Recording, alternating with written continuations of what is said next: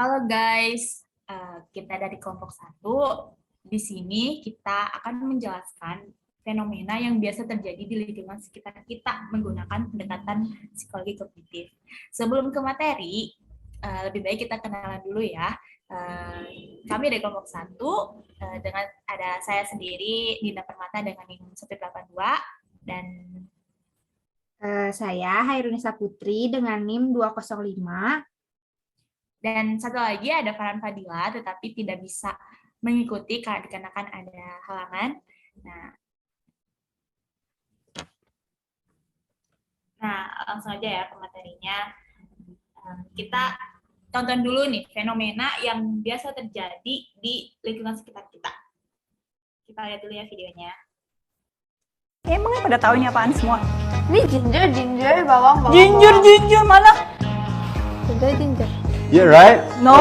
Stupid. Huh? No. You're the one that said that before. Ini namanya ginger or jahe. Say. Ya. Yang ini apa? Ginger. Bukan. What? Baunya beda. Pikir ginger. Sama. Beda. Ini bau apa? Bau kayak bau apa? Kayak bau. Aku nggak bisa smell dia. Ini kayak bau jamu. Berarti ini kencur. Ih, gimana sih?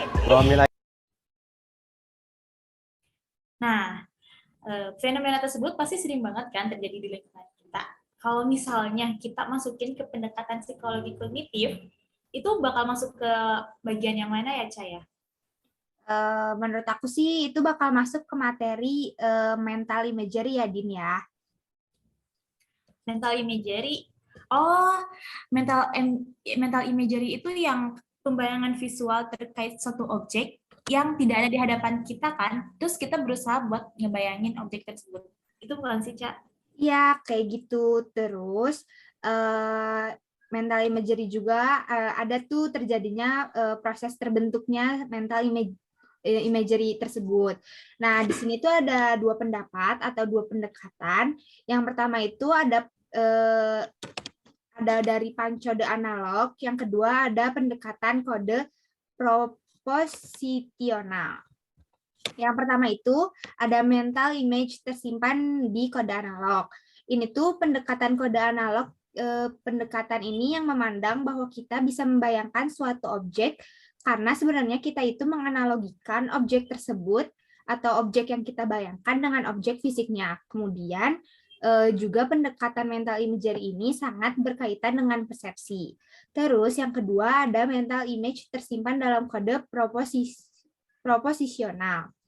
Nah, pendekatan ini tuh pendekatan yang bisa memandang bahwa kita bisa membayangkan suatu objek melalui bahasa atau mendeskripsikannya, kayak gitu, Din. Nah, terus mental imagery ini juga tuh ada karakteristiknya kan. Nah, karakteristiknya apa aja sih, Din? Oh iya ya. Nah, di karakter itu ada banyak banget ya karakternya. Yang pertama itu ada imagery and rotation. Imagery rotation ini kayak bagaimana objek yang kita bayangkan ini bergerak gitu.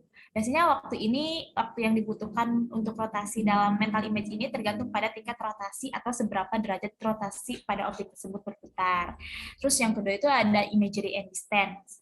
Nah, imagery and distance ini itu biasanya membutuhkan waktu yang lama kan untuk membayangkan jarak yang jauh daripada yang berdekatan. Terus karakter selanjutnya itu ada imagery and shape.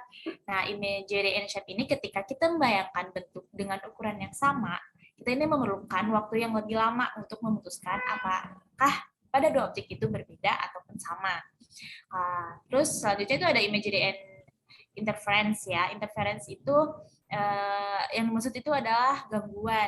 Nah, di mana itu kita tuh sulit ngebayangin objek yang diminta untuk melihat objek lainnya yang berada di depan kita secara bersamaan atau barengan gitu. Terus ada imagery and ambiguous figure, di mana karakter ini yang dimaksud adalah di mana kita ngebayangin bentuk yang ambigu atau bentuk yang masih tidak jelas. Supaya kita bisa membayangkan suatu objek yang masih dalam karakteristik ambigu, kita ini memerlukan dua pendekatan, yaitu yang tadi dijelasin oleh Ica loh, yang analog dan proporsional itu. Terus yang terakhir juga karakter terakhir ada imagery and other vision process, di mana imagery ini cenderung lebih akurat ketika kita ngebayangin satu objek yang posisinya vertikal. Itu Cak, itu sih karakteristik dalam mental image itu. Oh iya, tadi kan dijelasin ya, ternyata mental imagery itu bisa berupa visual dan audio. Coba, Cak, apa sih yang dimaksud dengan audio itu? Nah, di sini ada mental imagery yang bisa menggunakan audio juga. Di sini ada audio imagery. Nah, audio imagery itu membayangkan sebuah suara yang walaupun suara tersebut tidak ada di sekitar kita. Contohnya, ketika ada seorang penyanyi favorit kita yang sedang bernyanyi atau menyanyikan sebuah lagu, kita akan membayangkan bagaimana cara dia bernyanyi dan lain sebagainya. Terus di sini juga aku bakal jelasin tentang karakteristik dari audio imagery itu sendiri gitu. Di sini ada dua. Yang pertama itu ada auditory imagery dan pitch. Maksud pitch di sini itu adalah karakteristik suara yang berbeda dari tinggi dan rendahnya suara. Terus individu ini akan lebih mudah membayangkan atau membedakan dua suara yang mempunyai pitch yang berbeda dibandingkan dengan yang mempunyai pitch yang sama. Seperti itu. Terus yang kedua ini, yang terakhir, ada auditory imagery dan timbre. Yang dimaksud dengan timbre adalah kualitas suara. Jadi kita dapat membayangkan atau membedakan dengan baik ketika dua suara atau lebih memiliki timbre yang berbeda, meskipun dari keduanya memiliki pitch atau karakteristik yang sama. Jadi kayak gitu, Dinda. Jadi tadi juga karakteristik visual tuh ada banyak ya, ada 6. Terus ini karakteristik audionya ada 2. Nah, boleh dilanjut, Din? Iya, ternyata imagery itu bermacam-macam ya. Ada yang visual, ada yang audio juga. Nah, berarti dari yang tadi udah kita jelasin itu, kalau kita masukin ke fenomena yang tadi, berarti ini tuh bakal masuk ke dalam imagery and shape. Oh, jadi kayak gitu ya. Kenapa sih bisa masuk ke imagery and shape gitu, Din? Soalnya kan tadi di video tersebut itu kita tuh gak bisa ngebedain mana ginger sama kencur. Kita juga biasa kan kalau lagi masak suka bingung ini yang mana ya. Soalnya bentuknya itu sama-sama. Nah, kenapa kita masukin ke imagery and shape? Dikarenakan kita ini membayangkan bentuk dengan ukuran yang sama. Nah, ini tuh bakal susah kalau kita ngebayangin ginger sama kencur itu. Kita tuh harus mikir ini yang sama apa ya. Tapi kalau misalkan kita udah keseringan buat ngebedain itu bakal gampang. Karena bentuk jahe sendiri dengan kencur itu bentuknya mirip ya, Din ya. Jadi kita harus membedakan bisa dari yang lain gitu. Jadi kita harus banyak-banyak kayak sering mencoba untuk membedakan kayak ternyata jahe tuh bedanya ada baunya kayak gini, terus jahe tuh rasanya panas. Terus kalau misalkan kencur bentuknya sama, tapi baunya, dan tadi kan dibilang kalau misalnya kencur itu bau jamu ya, kayak gitu. Iya gitu, Cak. Ica gimana? Suka kebalik gak kalau lagi masak? Kadang sih kayak kalau misalnya susah bedain, kadang kayak, mana sih jahe, mana sih kencur, apalagi tadi ada ditambah ada lengkuas juga, kan bentuknya sama semua ya, Din ya. Kayak gitu. Aku sih bedainnya dari baunya, kadang kalau enggak dari rasanya, kayak gitu. Kalau Dinda sendiri gimana nih?